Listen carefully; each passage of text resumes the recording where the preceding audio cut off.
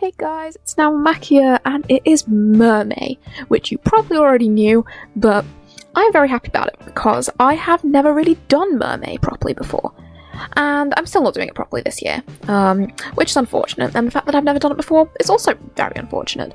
But despite the quarantine, I still probably don't have enough time to do a mermaid every day, and so instead I'm going to do one roughly every week. I'm going to do 4 mermaids, and the idea is that they're each sort of based on a different season.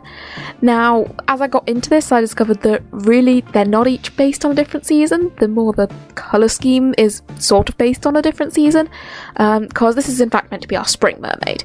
And as you'll see when we get to the end, she's not very springy, but I tried. And I'm happy with how she is anyway, and so who cares? It's not like it's a requirement. So, yeah.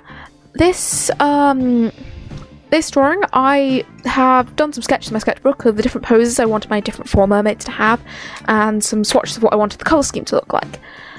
However, my markers, I don't have a great number of markers, and so what I was using to do my swatches in my sketchbook weren't the colours I actually wanted to use, and so I didn't really get a good look at how they were going to look, and hence the lack of springiness in this colour scheme, although it's got lots of green, so I suppose that counts. It also means that I had drawn out the poses.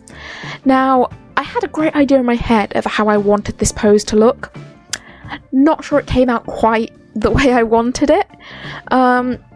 I still think it's pretty cool, but this was the most ambitious of the 3 poses.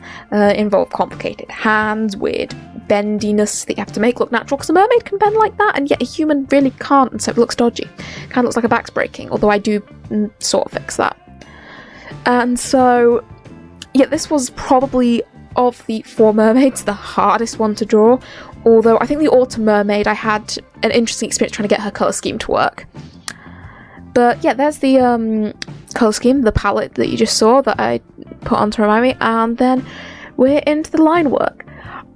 Now, it's going to seem like I'm doing my line work in a really weird order, and I sort of am, but it's because I like to colour my lines, but I like to colour lines depending on the colour of the area they enclose. So for instance, I do all my line work for the skin on one layer, all my line work for the clothes on one layer, for the hair on one layer, etc. And so it's going to look like I'm leaving out certain bits. For instance, I think that the eyelashes make more sense to be the same colour as the hair on the face, and therefore I'm not going to do the line work on them, despite doing the line work on all the other bits of the face at first.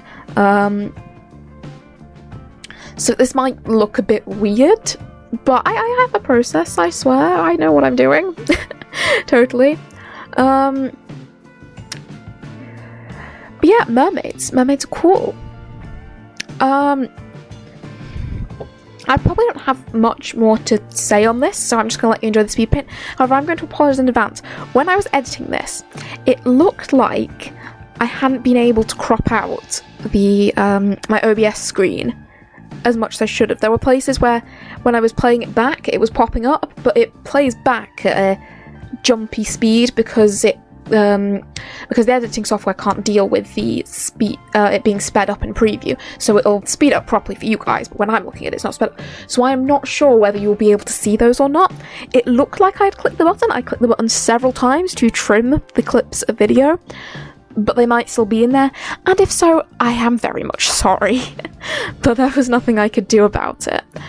So, yeah, have a mermaid, enjoy May, I hope you're surviving quarantine alright, and yeah, enjoy the video. Thanks.